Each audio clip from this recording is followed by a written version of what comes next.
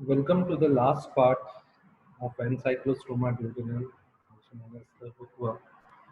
We'll start with the laboratory diagnosis for hookworm.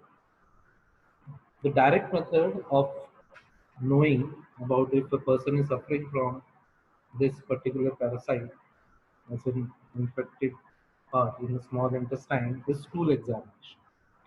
To find adult worm or characteristic hookworm eggs, you collect a small sample of stool and you try to find out if you can find any adult worm. By microscopic examination, you can look for the characteristic hookworm egg, which is four blastomere containing non-bile pigment and also freely floating in salt solution.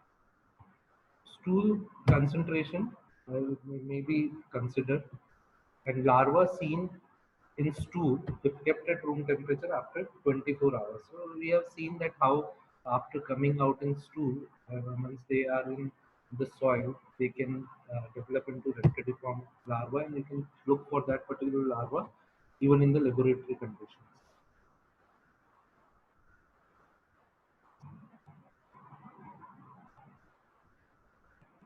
This may also resemble strongyloids larva. Adult female hookworm produce around 25,000 to 5,000 eggs per day. Stool egg count indicate number of adult worms present. So you can have a rough estimation of how many eggs are there. So you can just find out how many adult females would be present inside. And this may also be helpful to describe the severity of disease. Indirect method, that is by blood examination, reveals microcytic hypochromic anemia and eosinophilia, but this is not conclusive because other conditions may also present with such findings. And stool examination may sometimes also show occult blood and charcoal-laden crystals, which are again something which are present due to blood oozing out in small intestines. Stool query culture, egg hatch out and develops into filiariform larva, that is in pre-stage, and takes place around 5 to 7 days. So you can have a culture of the stool also. Culture, how it is done, that is the particular filter paper, that is Harada Modi filter paper tube method is used. Petri dish technique can also be used. Behrman funnel technique, charcoal culture method, agar plate technique. These are some techniques that can be used.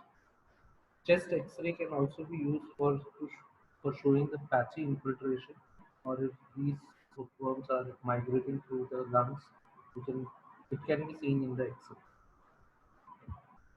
Necator americanus has similar life cycle as compared to that was of the Encyclostoma duodenum. The adult worms are slightly smaller as compared to Encyclostoma. Eggs are similar and hence uh, can be differentiated by morphological study of adult worm and larva only. So their eggs are quite same and no characteristic difference can be found. So in order to understand which species, whether it is Necator or Encyclostoma, you need to study about their adult form structures. So in this particular case, they are comparatively smaller in size. So this is a differentiating chart. As you can see, if you have a quick look at it, points are quite self-explanatory. Easily differentiate between these.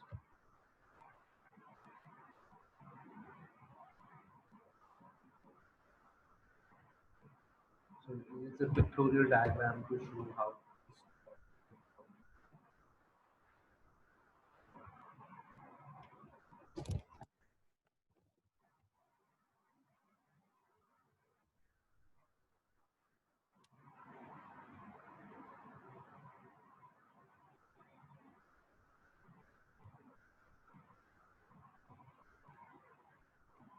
The points which are earlier mentioned in the table are being represented by the diagrams. You can have a closer look at them and understand why how we have made the differentiation. In India, epidemiologically, all except in Punjab and Uttar Pradesh, they can be found. How do we treat this? So the conventional treatment system is used. It's an anti-helminthic drug, and mebendazole and albendazole they are used. Parental palmate is also used, and for mild iron deficiency anemia, oral replacement of iron can also be used.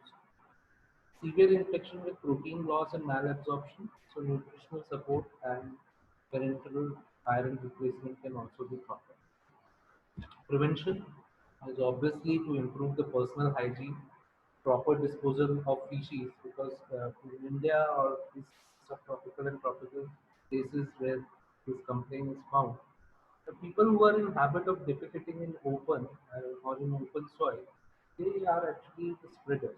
You need to dispose of the feces properly so that they don't come in direct contact with the humans.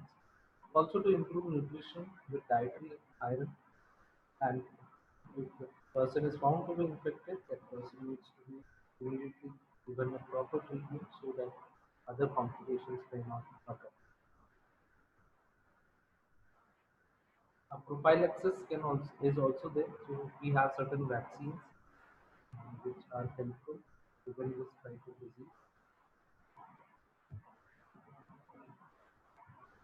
Thank you. This was the end.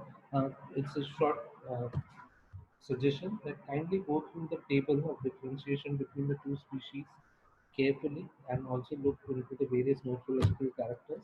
They are more of your visualization rather than for the explanation. Thank you.